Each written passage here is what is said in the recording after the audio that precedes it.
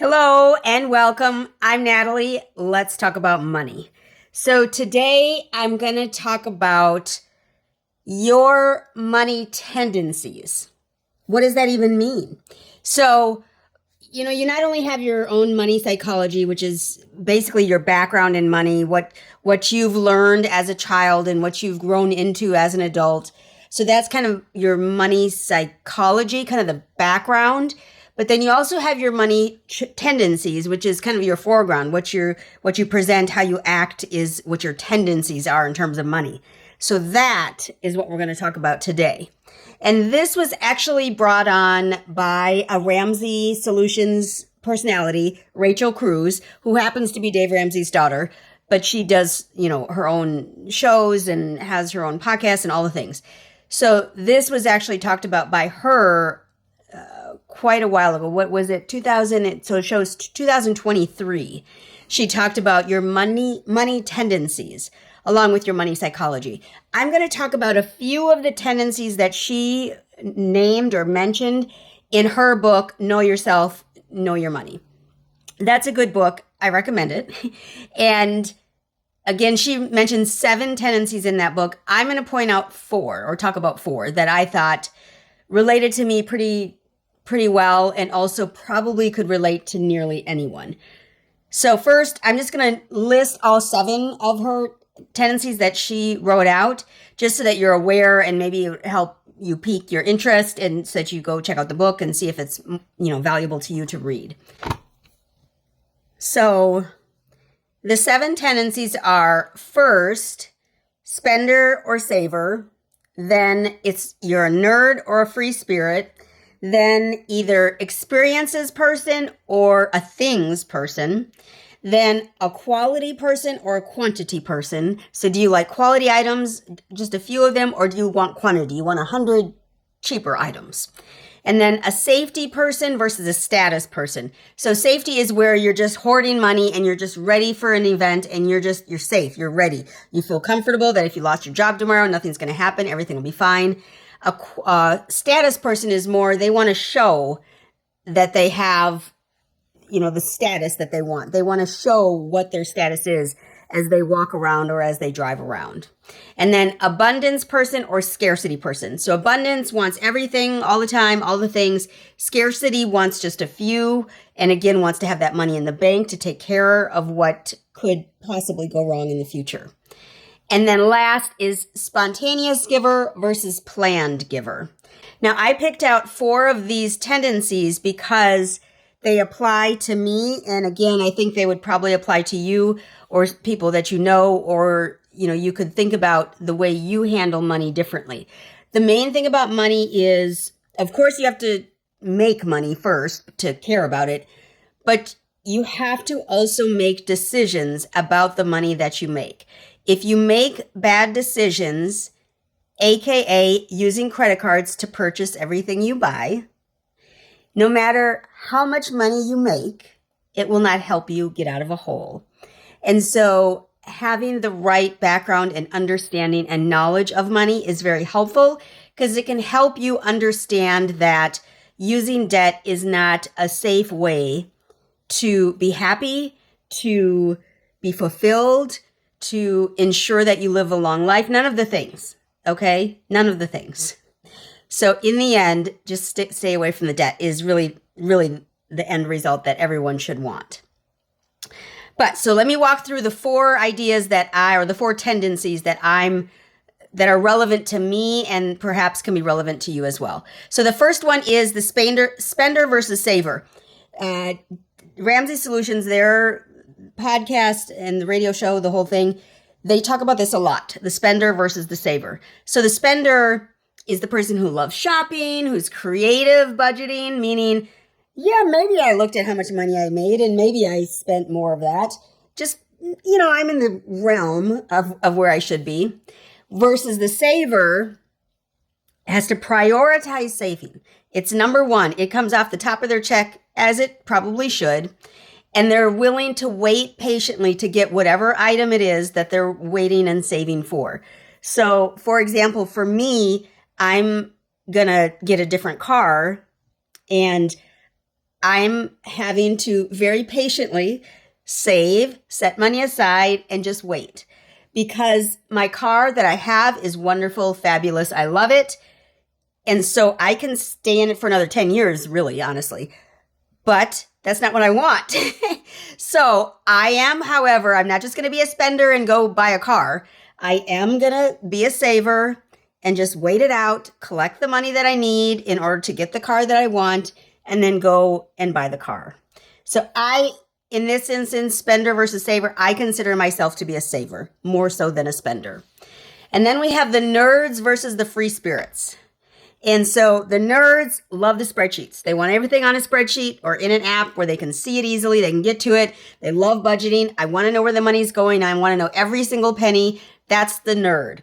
The free spirit, we don't have to worry about the details. I'm just going to live life to the fullest. I'm going to have the most fun I can while I can. There was a saying, there was a acronym that I can't think of.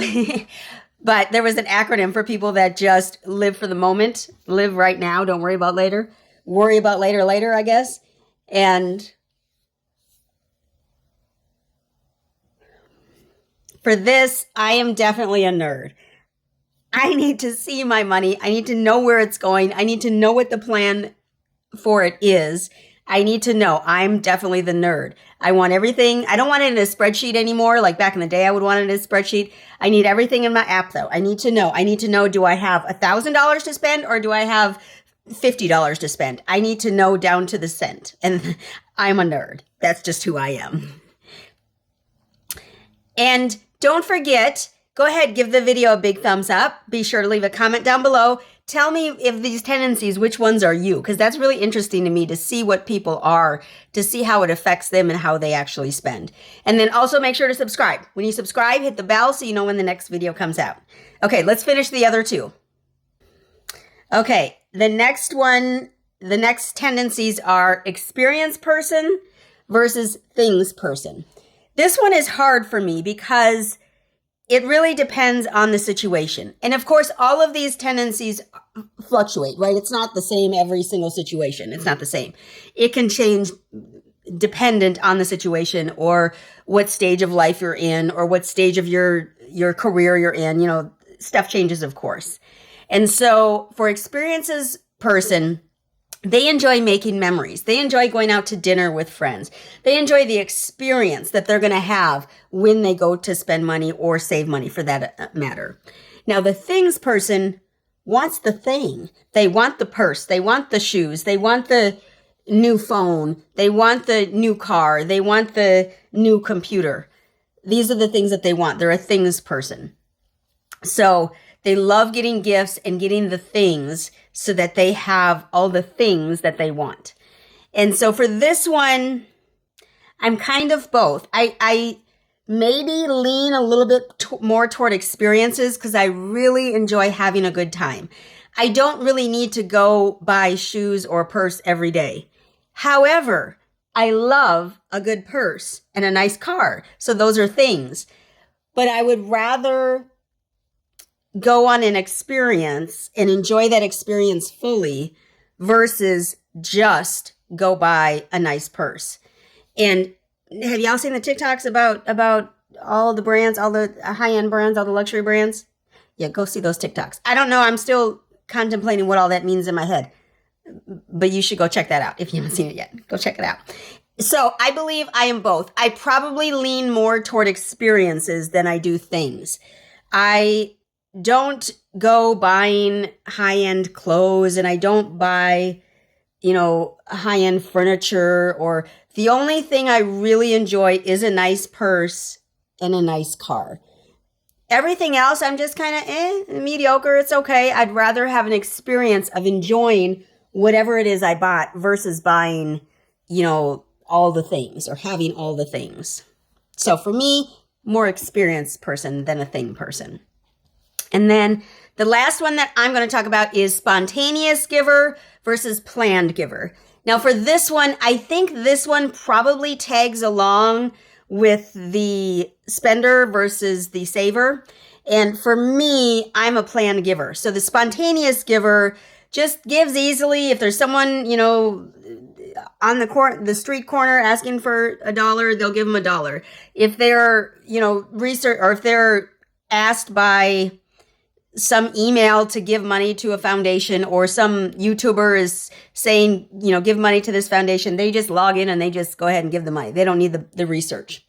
The planned giver needs the research. They're going to read all the articles. They're going to go to the company's website. They're going to research the program or the organization that's collecting the money to ensure that it's valid and that it fits into their own needs, wants, and priorities. And for this one, I am more of a planned giver. I want to know the company or the organization that I'm giving to, and I want to know that they are giving the money or using the money in a way that is beneficial to the greatest number of people or animals. I'm a big SPCA person, so I want them to give as much money as possible to the animals. I used to train horses for a adoption program, rescue program in Minnesota.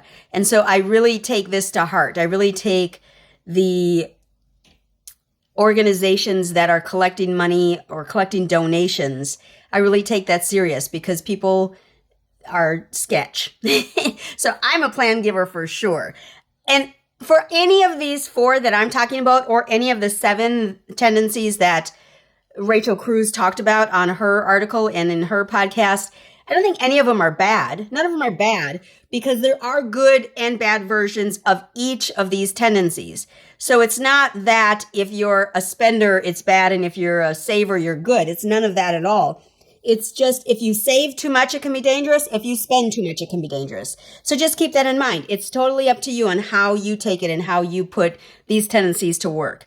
I want you to remember to invest in yourself today so that you can make a difference for others tomorrow. I'm all done today, but make sure that you give the video a big thumbs up. Leave a comment down below. Let me know which of these tendencies you align with. I'm going to try to see if I can remember to list all 7 tendencies down in the description box. And then a link, of course, to Rachel Cruz's article about this. And so leave a comment down below, and then be sure to subscribe. When you subscribe, you should hit the bell so you know when the next video comes out. I thank you so much for stopping by today. Y'all have a great one.